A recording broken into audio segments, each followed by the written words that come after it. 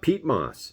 Peat moss, it's and we talk about planting mixes and potting mixes, and I talk about Mel's mix, and we talk, that's one of the main components of Mel's mix is peat moss.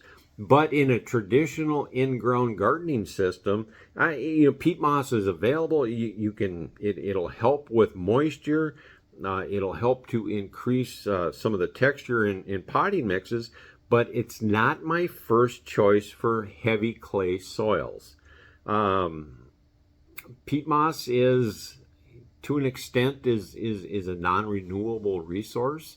And when we think about the size of a garden compared to a container garden or a square foot garden, we can use some peat moss in those areas because we're not going to use very much of it, and we're only going to add it once. But when we think about in-ground gardens, traditional gardens, the amount of peat moss that we would have to add to that economically might not even be feasible. Peat moss is not an expensive amendment to add to our soils. And so if there's other things that we can use that are going to be just as good or maybe even better than the use of peat moss.